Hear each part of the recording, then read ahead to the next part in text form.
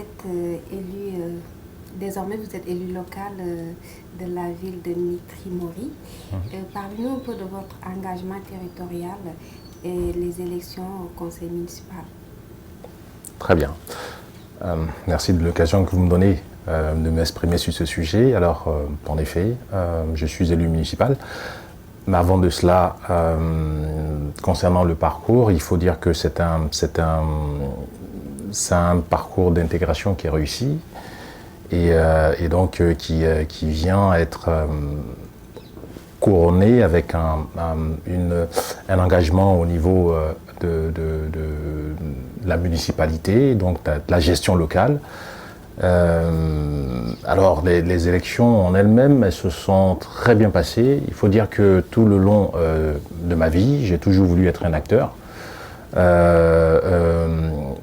et de la société agissante et la société qui avance. Et ça commence, comme je le dis souvent, ça commence par là où l'on vit. Là où l'on grandit,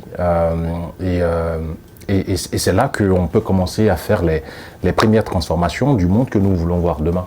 Voilà, donc c'est pour cela que je me suis lancé, parce que je voulais être un acteur actif dans la gestion et l'évolution de la ville de Mitry Mory, mon lieu de vie.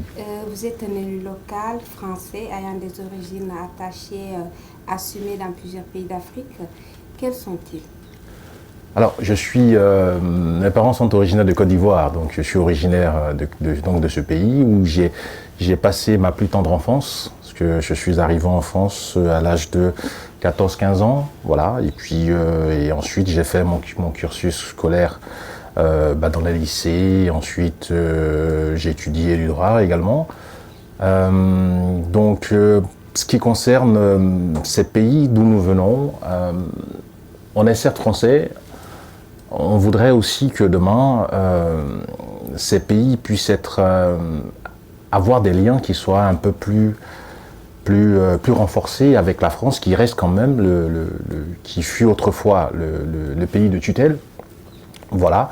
Et on voudrait que les liens soient renforcés et que des choses se fassent et que nous qui sommes des élus, qui sommes engagés au niveau des collectivités et donc la politique en général, nous puissions être des ponts entre cette France et ce continent africain pour encore déboucher sur d'autres perspectives à l'horizon.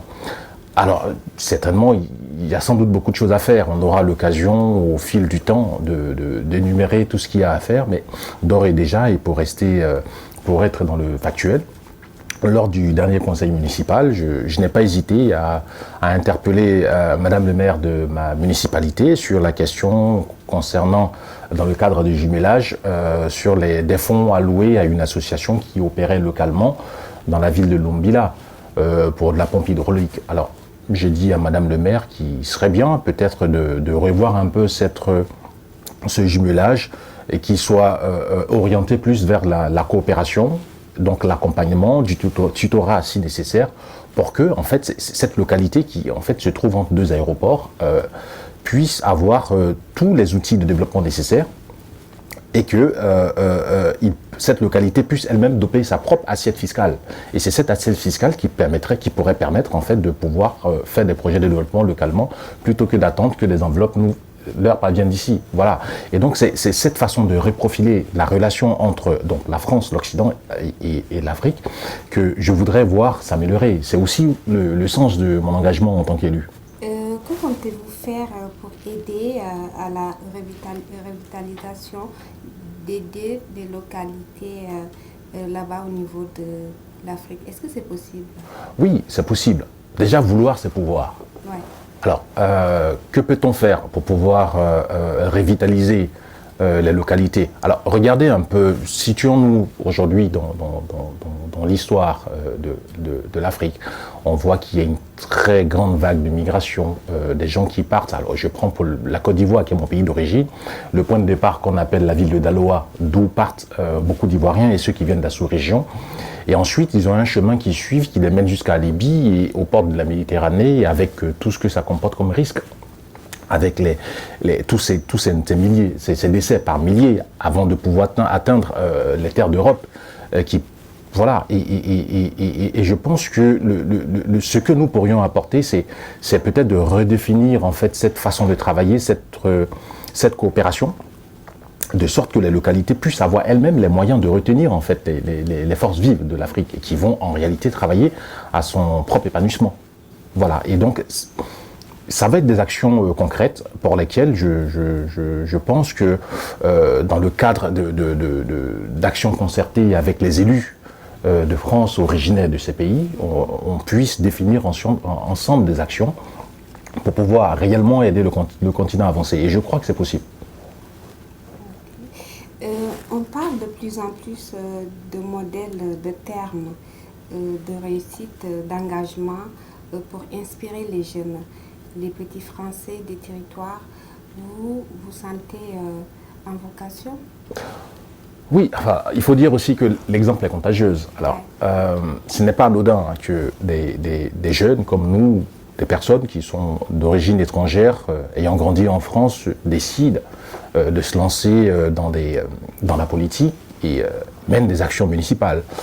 On espère aussi que ça puisse susciter d'autres vocations, d'autres envies de faire, de vouloir surtout, parce que il faut imaginer la société, la République, en fait, comme une cité à bâtir, ou une architecture, dans laquelle chacun vient, apporte sa pierre à l'édifice, en réalité, dans laquelle chacun est une pierre, en fait, pour mieux imager mon propos. Et donc, le fait que nous engagions et que nous travaillions avec une vision de mieux construire, le fait que nous devenions des modèles pour les petits Français, comme on les appelle, des localités, ça peut permettre à chaque fois d'avoir des pierres de qualité qui se multiplient et demain avoir une France d'une belle architecture.